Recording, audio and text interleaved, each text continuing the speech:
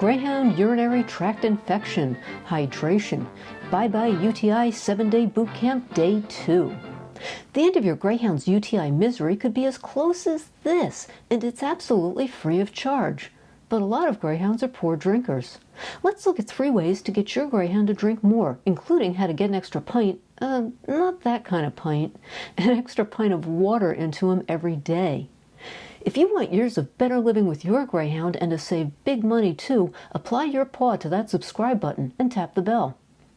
In following the standard advice to always leave water out for your dog, it's easy to forget to change that water and keep the bowl clean, especially if your Greyhound's a poor drinker, so the bowl always looks like it's freshly filled when it's really just barely touched. The key to getting your Greyhound to drink more water is to know when he wants it and how he likes it, and then follow through every single day. Here are 3 ways to do that. First, add 1 cup of water to your Greyhound's food twice a day. It might look sloppy and gross, but believe me, your Greyhound will not mind. If he does mind at first and balks at eating it, don't give up. He'll be back at the next mealtime. Or you can just put it away and try again in an hour. If you do so, be sure to loosen the food up with a spoon so he can get at it more easily. In cold weather, zap the water in the microwave for about 20 seconds. When you serve the food, tip the bowl a little. Some Greyhounds will be put off by a layer of food that's stuck fast to the bottom of the bowl and decide that it's just not worth the effort. Not that they're lazy or anything. Second, bowl hygiene is huge. Not that bowl. According to the Sanitation Foundation, your dog's bowls rank 4th for the germiest surface in your home. Never use plastic bowls. Over time, they can develop scratches which harbor bacteria. This bacteria is very hard to clean out completely and can make your dog sick.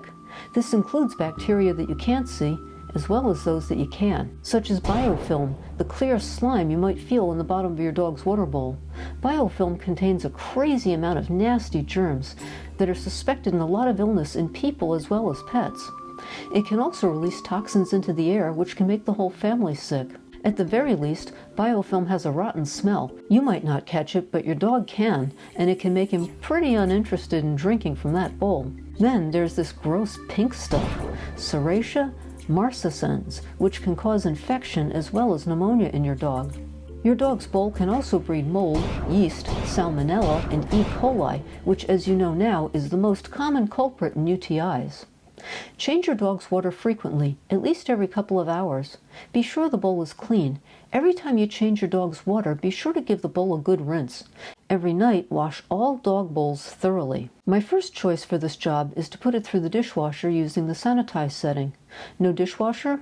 Then wash the bowls using hot soapy water. Rinse very thoroughly and dry well. I've heard that some dogs dislike drinking water because they can taste the soap that was used to clean the bowl. If you think this may be the case for your dog, there are a few things you might try. Avoid applying soap directly to the bowl or the sponge. A little soap really does go a long way. Try a small amount of soap diluted in water. You can try using a scent-free dish soap. Oh, and that sponge? According to the Sanitation Foundation, that is the #1 germiest place in your home. It's a good idea to have a separate sponge that you use just for dogs' bowls. You can keep that sponge separate by labeling it with a Sharpie. Personally, I avoid this entire problem by making these cute little cloths to clean my kitchen. They dry between uses, I throw them into the laundry at the end of the day, and I start fresh with a clean one every morning. Another thing you'll need to do is go around your yard and empty any sources of standing water. Dogs love to drink out of these, and the water is really filthy. Besides, they're mosquito breeders, and you don't want that. It's important to remember to do this after every rain.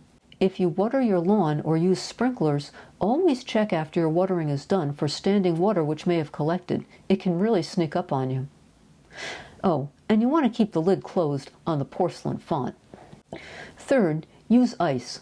In warm weather, your dog will need even more water. A good way to make sure he gets this is to give him some ice in a container that makes it easy for him to get at it. Ice is also good for keeping your dog's water fresh and clean on hot days.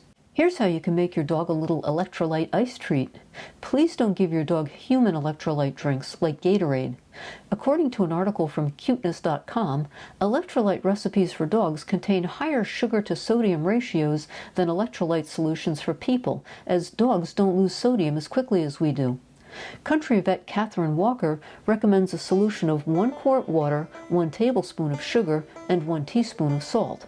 But since studies show that dogs consume 3 times as much water if it's chicken flavored, we can modify this and replace that teaspoon of salt with a teaspoon of chicken broth powder. Pour into ice cube trays or any cute silicone molds you happen to have, freeze, and bag up for your pet to enjoy on hot summer days. On day 3 of our ByeBye UTI 7-day boot camp for Greyhounds, we're going to get your Greyhound moving on a regular schedule for further protection against the dreaded UTI. I hope you'll click over to that next video so you can join us. If you weren't with us for day 1, jump back in time and watch now. Day 1 is packed with info on what to do if your Greyhound has a UTI right now, including how to collect that tricky sample. Thank you for watching, and see you next time on the Greyhound Home Care channel.